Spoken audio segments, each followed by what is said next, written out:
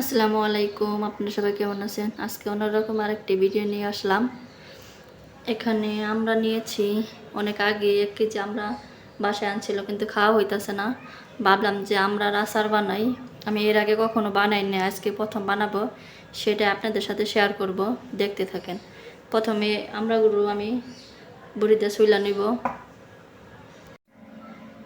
সবগুলো আমরা কিন্তু মশলা হয়ে গেছে, এখন ভালো করে ধুয়ে নিব পানি দিয়ে।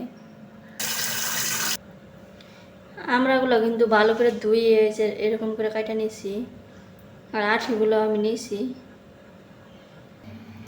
দেখেন, আচারের জন্য কিন্তু আমি সব কিছু রেডি করে নিয়েছি।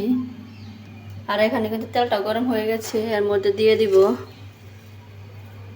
জিরা, কালো জিরা, তারপর সরিষা, এলাচ, দারচিনি, তেজপাতা, শুকনা মরিচ। প্রথম এটা হালকা ভাজা নিব। মশলা কিন্তু ভাজা হয়ে গেছে, এর মধ্যে দিয়ে দিব মরিচের গুঁড়া, ধনিয়া গুঁড়া, জিরা গুঁড়া, লবণ, হলুদি গুঁড়া,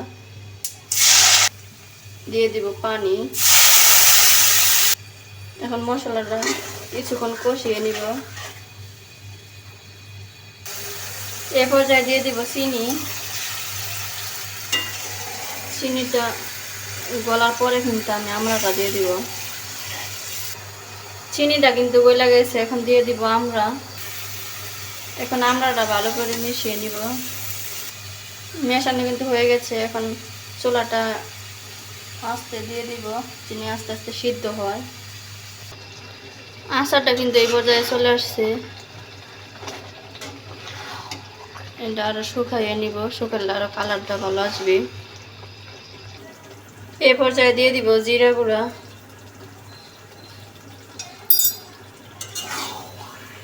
নাড়াচাড়া দিয়ে দিই। আচারটা কিন্তু হয়ে গেছে, এই যে উপরটা তেল চলে আসছে। এখন চুলাটা অফ করে দিব। এখন কড়াই থেকে নামায় পরে দেখাচ্ছি। আচারটা কিন্তু আমি নামাই নিয়েছি, দেখেন কি সুন্দর কালার আসছে। আজকে রেসিপিটা কেমন হয়েছে অবশ্যই কমেন্টে জানাবেন। ভালো থাকবেন, সুস্থ থাকবেন, আল্লাহ হাফেজ।